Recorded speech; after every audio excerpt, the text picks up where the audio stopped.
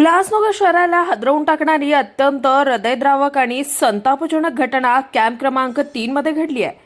एका तरुणाने सफाई कामगार महादू जगताप यांच्यावर निगरून हल्ला करून त्यांची हत्या केली।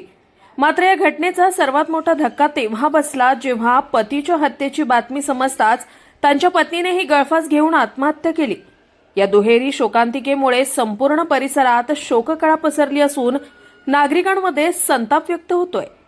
मिळालेल्या माहितीनुसार उल्हासनगर कॅम्प क्रमांक 3 मधील बॅरक क्रमांक 896 येथे ही धक्कादायक घटना घडली आहे। माजी नगरसेविका इंदिरा उदासी यांच्या घरासमोर एका नशेत असलेल्या तरुणाने महादू जगताप यांच्यावर अचानक हल्ला चढवला। या हल्ल्यात गंभीर जखमी झालेल्या महादू जगताप यांचा जागीच मृत्यू झाला। महादू जगताप हे उल्हासनगर कॅम्प 1 मधील शहाड गावठाण येथे राहणारे असून ते कोणार्क इन्व्हायरो कंपनीमध्ये सफाई कामगार म्हणून काम करत होते। पॅनल क्रमांक 11 मध्ये कामावर असताना हा जीवघेणा हल्ला झाल्याची माहिती समोर येते। दरम्यान पतीच्या हत्येची बातमी समजताच त्यांच्या पत्नीला मोठा मानसिक धक्का बसला। पतीचा मृतदेह पाहण्याआधीच दुःख आणि धक्क्याने व्याकुळ झालेल्या पत्नीने राहत्या घरी गळफास घेऊन आत्महत्या केली आहे। काही क्षणातच एका कुटुंबावर दुहेरी संकट कोसळल्यानं परिसरातील नागरिकही हळहळ व्यक्त करतायत। या दुहेरी घटनेमुळे उल्हासनगर शहरात मोठी खळबळ उडाली असून नागरिकांमध्ये संतापाची लाट उसळली आहे। दरम्यान या प्रकरणातील आरोपीला पोलिसांनी तात्काळ अटक केली असून पुढील तपास सुरू आहे। एका निर्दयी हल्ल्यामुळे कुटुंब पूर्णपणे उद्ध्वस्त झालं असून या घटनेमुळे उल्हासनगर शहर हादरलंय। ब्युरो रिपोर्ट, अस्तित्व न्यूज, उल्हासनगर।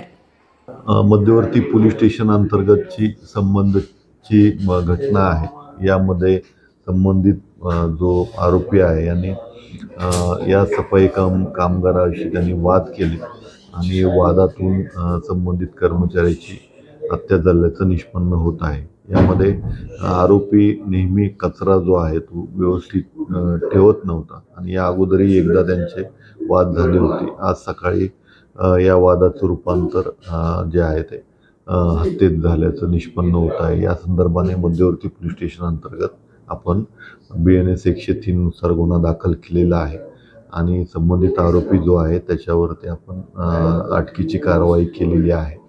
उद्या 1 रोजी त्यांना मान्य न्यायालयासमोर हजर करून पुढील तपास करण्यात येणार आहे।